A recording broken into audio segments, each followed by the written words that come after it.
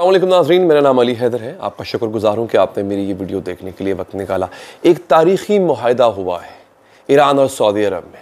जी हाँ नाज़रीन, इस खित्ते के दो अज़ली दुश्मन एक दूसरे के करीब आ गए हैं। लेकिन इस वक्त आपको टेलीविज़न पर मैं आपको ख़बर शायद पहुँच चुकी होगी। मैं ये वीडियो बिल्कुल मुनफरिद अंदाज से आपको बता रहा हूँ, क्योंकि मैं हाल ही में सऊदी अरब गया हुआ था।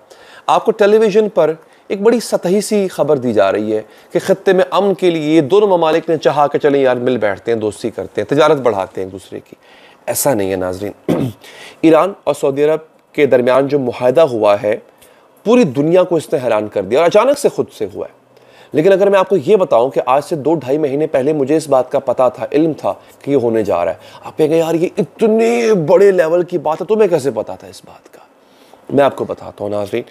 2-2.5 महीने पहले मुझे अल्लाह ताला ने उम्रे की सादत नसीब फरमाई। मैं सऊदी अरब गया, सिर्फ उम्रा नहीं किया, वहाँ पे जाके कुछ वहाँ के बड़ों से मेरी मुलाकातें हुई थी, कुछ ऐसे लोगों से जो कि जिनका उठना बैठना बड़े हल्कों में होता है। मैं ये नहीं कहता मेरी किसी शहजादे से मुलाकात हो गई थी, लेकिन ऐसे लोगों से मुलाकात हुई थी जो आगे से एक रिसोर्स रखते हैं, अप्रोच रखते हैं। उन्होंने मुझे 2.5 महीने पहले बताया था कि ये होने जा रहा है। उसके पीछे जिन्होंने मुझे वजह बताई थी ना, वो वजह बड़ी वैलिड थी नाजरीन। पहले मैं आपको ये बता दूं कि हुआ क्या था 2015-16 में। हालांकि पहले भी कोई इनके ताल्लुकात इतने अच्छे नहीं हैं दोनों ममालिक के। उसमें कहीं ना कहीं फ़िरके का भी एक हाथ है। एक शिया डोमिनेटेड कंट्री है, एक सुन्नी डोमिनेटेड कंट्री है।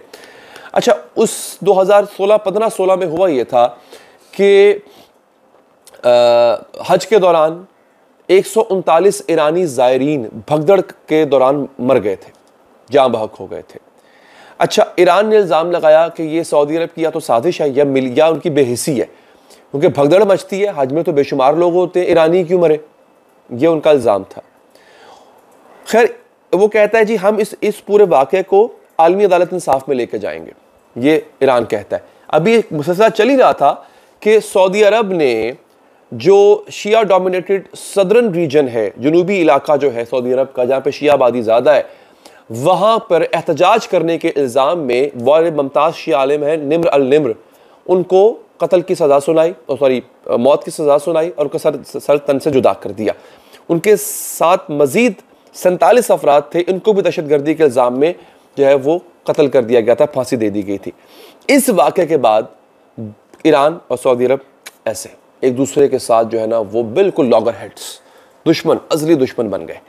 फिर आपको पता है यमन में हौसी बागियों ने बगावत शुरू कर दी। ईरान हौसी बागियों को सपोर्ट करे, यमन के अंदर जो है वो यमनी हुकूमत को, मोहम्मद बिन सालेह की हुकूमत को सऊदी अरब सपोर्ट करे, वहाँ पर भी फिर एक आधे ड्रोन अटैक्स भी हुए सऊदी अरब के अंदर, वहाँ के ऑयल रिफाइनरीज के ऊपर ईरान पे इल्ज़ाम लगा के ईरान ने करवाए हैं। ये सूरत हाल थी।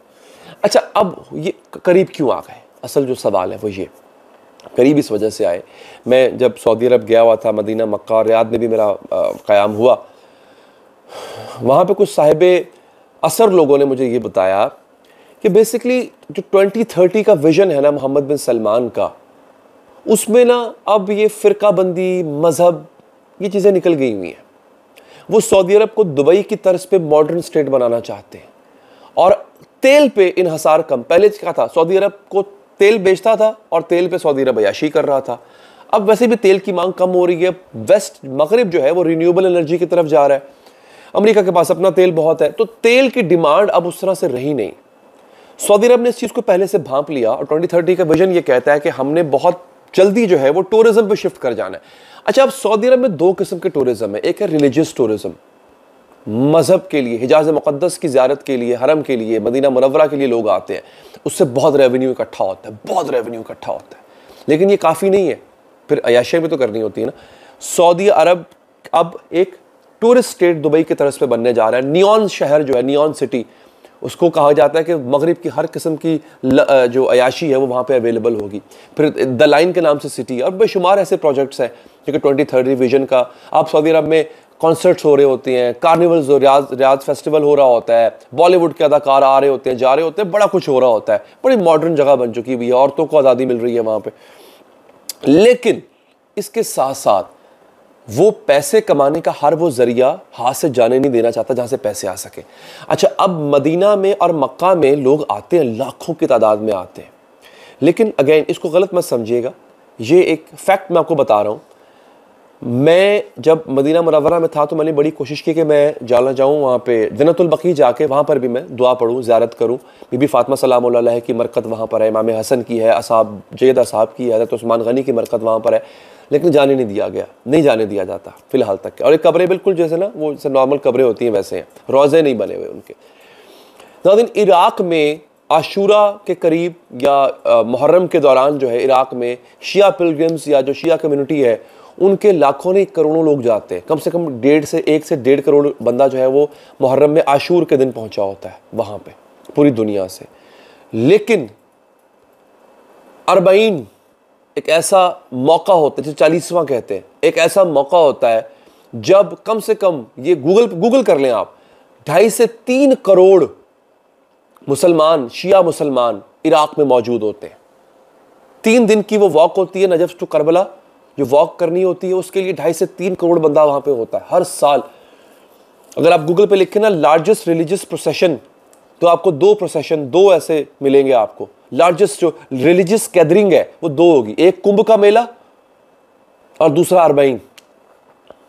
अब मुझे वहां पे बताया गया था, कुछ लोगों ने कहा कि सऊदीज ये चाहते हैं कि ये जो जन्नतुल बकी का पूरा हिस्सा है जहां पे अहले बैत अथार की कब्रें हैं, इन पर भी शिया पिलग्रिम्स जो है वो आना शुरू हो जाए और उससे रेवेन्यू जनरेट होगा, उनका बहुत रेवेन्यू जनरेट होगा। और वो चाहते ये हैं कि ईरान इसकी मैनेजमेंट करे। आप समझ रहे हैं मेरी बात? क्योंकि इराक में भी जो रोज़ा इमाम हुसैन है, हज़रत अब्बास का रोज़ा, या इधर नजफ़ में मौला अली का, वो जितने भी मकामात मुक़द्दसा हैं उनकी जो मैनेजमेंट है वो ईरान के हाथ में है। उनके पास पैसा है, तजुर्बा भी है, तो इसमें वो चाहते हैं कि जो शेयरिंग है वो ईरान के साथ हो। क्यों? उससे जो रिलीजियस टूरिज्म है उसमें बहुत इजाफा होगा और बेशुमार इजाफा होगा। और सऊदी इराक तो एक गरीब मुल्क है बेचारा, सऊदी अरब के पास बहुत पैसा है, उनकी होटल इंडस्ट्री, उनकी restaurant industry, food industry boom. सोचे ना कि हज के लिए अलहदा से बंदा जा रहा है, उम्रे के लिए अलहदा से बंदा आ रहा है, और अरबईन के लिए वहां पे इराक में जिस तरह करोड़ों लोग जाते हैं। तो जब बीबी फातिमा सलामुल्लाह अलैहा का रोज़ा बनेगा, वहां पे इमाम हसन का रोज़ा बनेगा, अहले बैत अथार के मुकद्दस मकामात बनेंगे, तो फिर वहां पे करोड़ों की तादाद में जो एक खास कम्युनिटी के लोग हैं वो भागेंगे, इवन बाकी भी जाएंगे, क्यों नहीं जाएंगे? तो वो एक रिलीजियस टूरिज्म जो है वहां से प्रमोट होगा। तो ये मुझे बहुत पहले 2.5 से 3 महीने में जब उम्रा कर रहा था, मुझे तब बताया गया था कि ईरान के साथ अब सऊदी अरब के ताल्लुकात बहुत अच्छे होने जा रहे हैं, आप देखिएगा। और ये देखिए हो गया।